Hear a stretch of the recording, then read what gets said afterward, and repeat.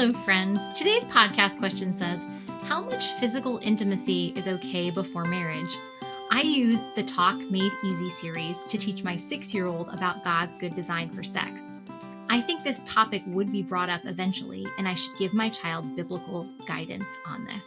Well, this is a great question to think through ahead of time when our children are young and probably at a younger age than which we'll actually talk with them about this question. So, how much physical intimacy is okay before marriage? That's the question we're going to dive down deep into today on the Foundation Worldview Podcast, where we seek to answer your questions so that you can seek to equip the children God has placed in your care to carefully evaluate every idea they encounter and understand the truth of the biblical worldview. I'm your host, Elizabeth Urbanowicz, and I'm thrilled that you've joined me for this episode.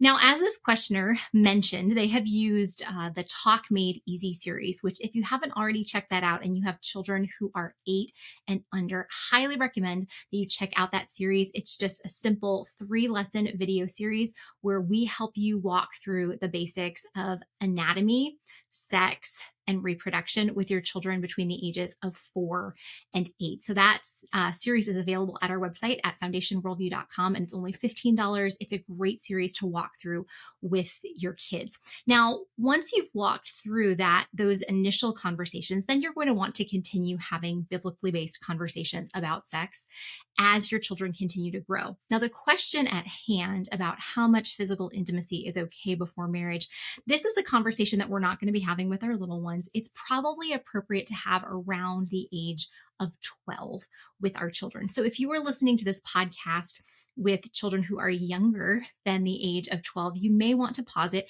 right here and pick it back up when it's just you and your children who are 12 or older.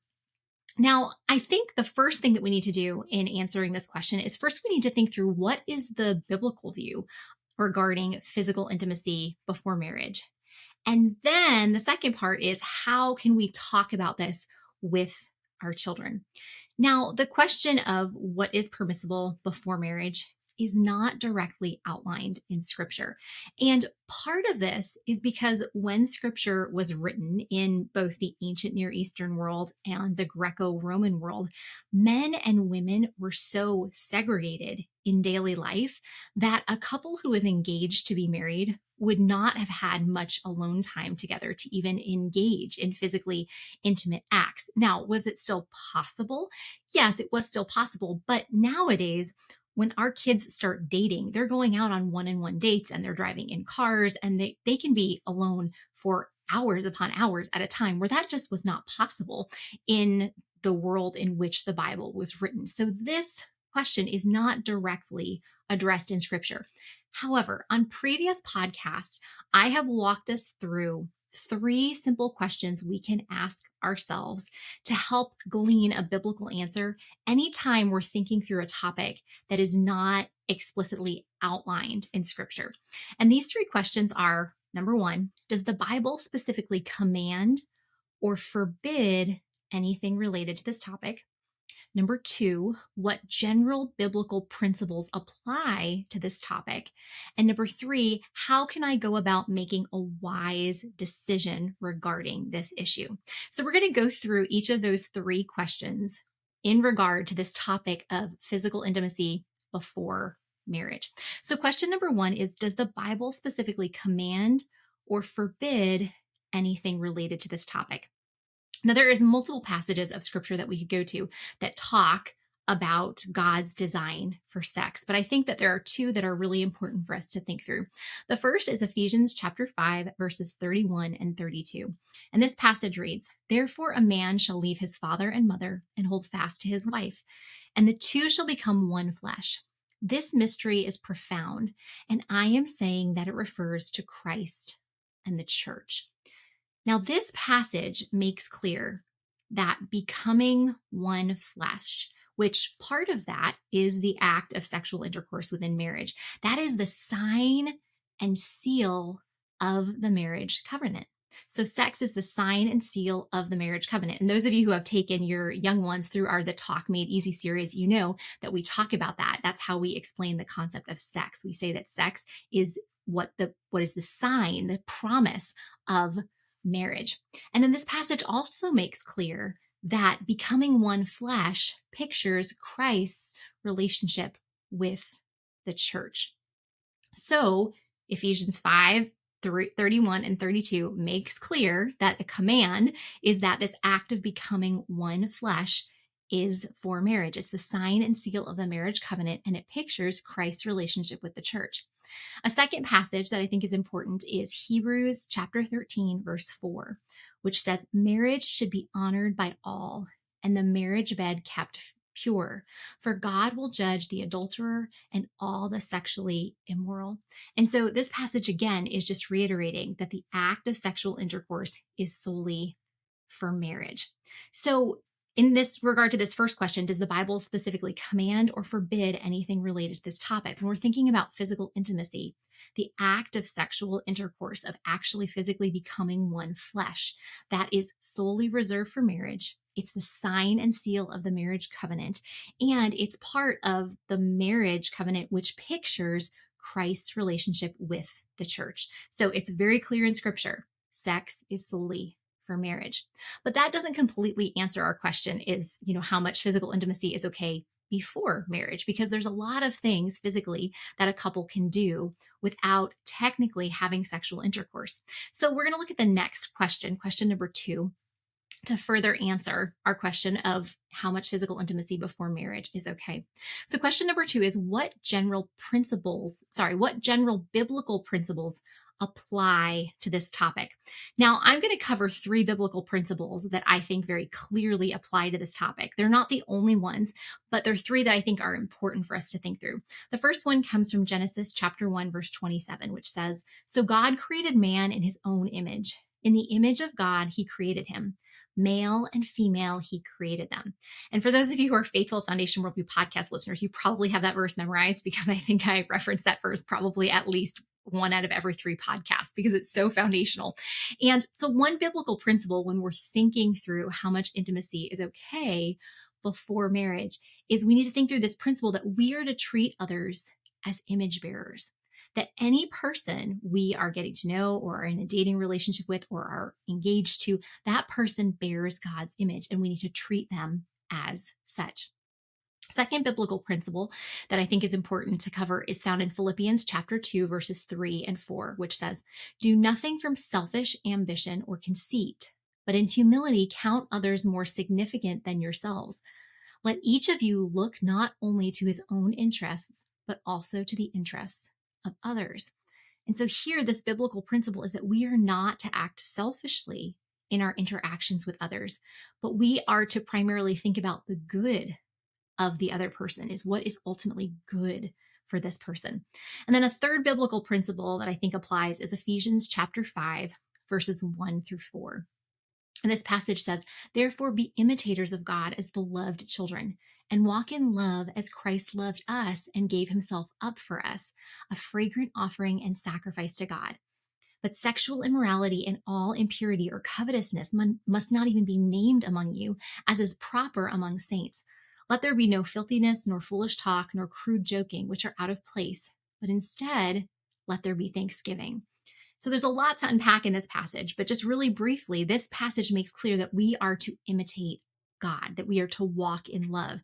And part of what this means is that sexual immorality is not even to be named among us. So this means not doing things that even give the appearance of sexual immorality or lead to it. So these 3 biblical principles that clearly apply here are we're to treat others as image bearers, we're not to act selfishly, but are to think about the good of others, and we are to imitate God and not even let sexual immorality be named among us. Then the third question to ask ourselves is, how can I go about making a wise choice regarding this issue?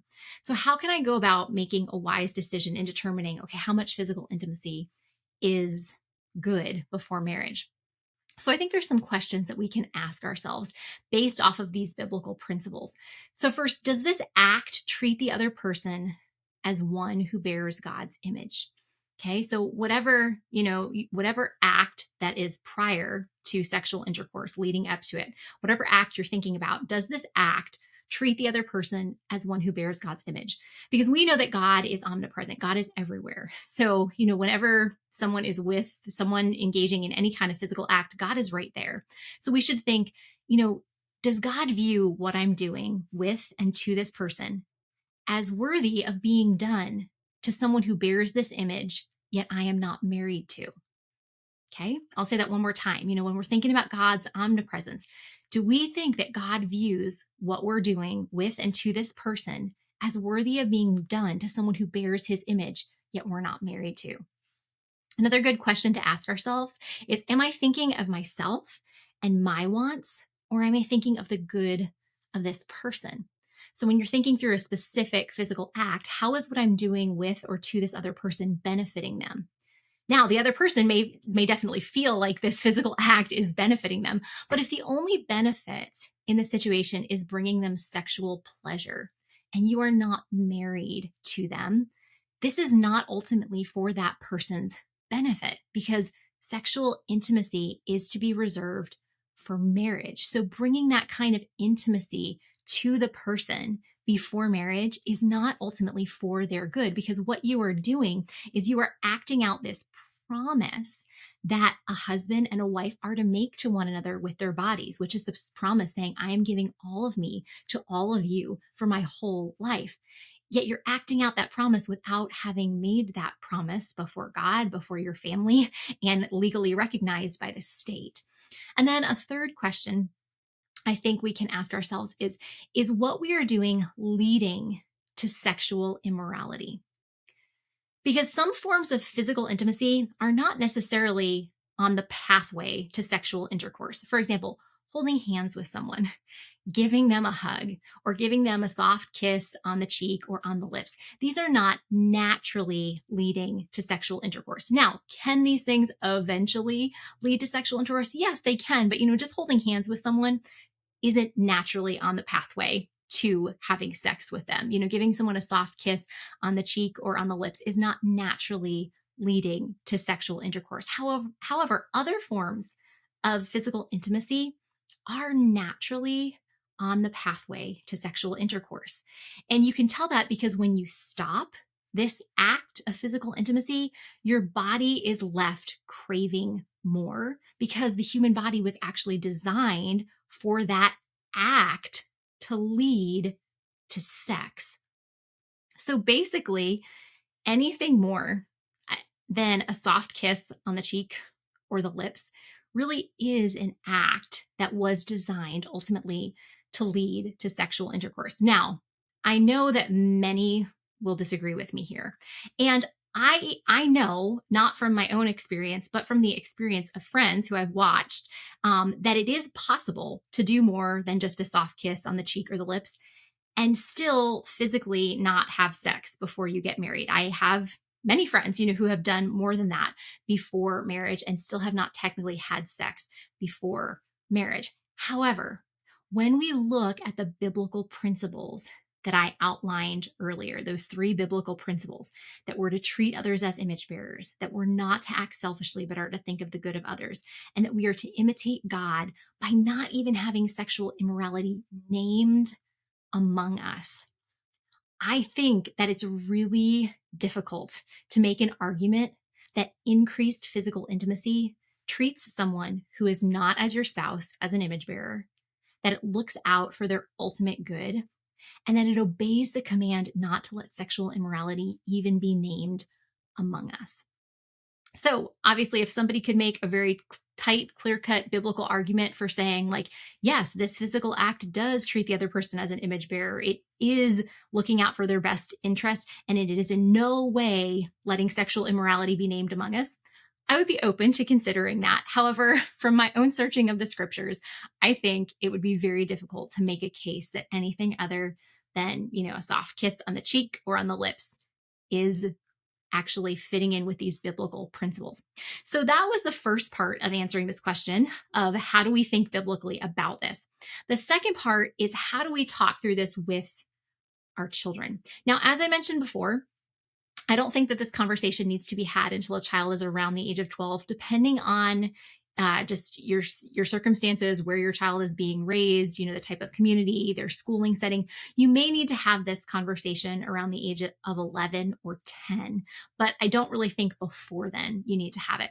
So how can you go through this with your child? First, what I always recommend in any conversation about sexuality is focus on what is positive, because we want to drill down into our kids that sex and sexuality is a good thing. It is a gift from God. So focus on what is positive, that sexual intimacy is the sign and the seal of the marriage covenant. It's a gift, that God's design is good, that this is something that God gave to humanity as a gift, the sign and the seal of the marriage covenant. I mean, just think about how good God is that he would create sex as the sign and the seal of the marriage covenant. I mean, God could have made a handshake the sign and the seal of a marriage covenant. He could have made any other physical act the sign and seal of the marriage covenant, but he chose to give us the act of sexual intercourse. How amazing is that? And then once we focus on the positive with our kids, that's when we can then focus on the corruption of God's good design. And we can explain, some people, many people, and even many Christians who believe that sex is just for marriage, they try to do as much as they can physically without technically having sex. Okay. And you can talk through this in greater detail with your older children and say, they'll do many things, but they just won't have the man's penis enter the woman's vagina. But they might be touching different parts of their bodies with their hands, or, whatever details you want to give, not too graphic. But then say, however, we're going to look at what scripture has to say about this. And then I recommend that you take them through those passages of scripture I outlined previously.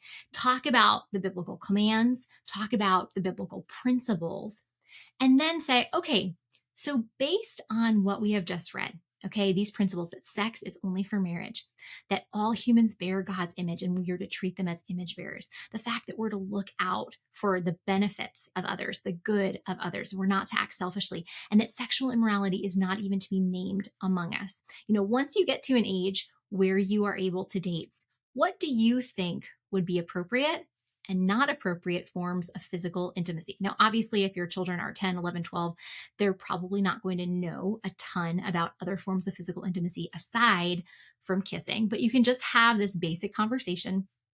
And when you ask them, what they think a good boundary is, at this age, they're probably going to set an even stricter boundary than even you would suggest. Like they're probably going to say, like holding hands, only holding hands. And, that's fine for that age. But then this is a conversation to continue revisiting as your children grow. So as they understand different forms of physical intimacy and what they are, continue to revisit this conversation, revisit these biblical commands, these biblical principles, and talk through with them how to make this wise decision. And then once they do start dating, even though it's uncomfortable in their teen years, revisit these conversations, because nobody, or maybe not nobody, but hardly anybody is able to make a wise, biblically based, rational decision in the heat of the moment if it hasn't been thought through ahead of time. Okay. So when your child is alone with someone that they're really excited about and they're very physically attracted to, that is not in that moment the time for them to make the decision about what are their physical boundaries. The time to make that decision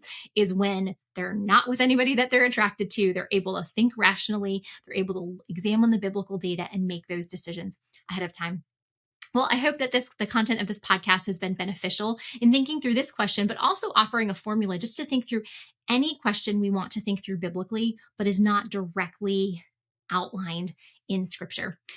Well, that's a wrap for this episode. But if you have a question that you would like for me to answer on a future Foundation Worldview podcast, you can submit that question by going to foundationworldview.com/podcast. As we leave our time together, my prayer for you is that no matter the situation in which you and the children God has placed in your care find yourselves, that you would trust that God is working all things together for your good by using all things to conform you more into the image of his Son. I'll see you next time.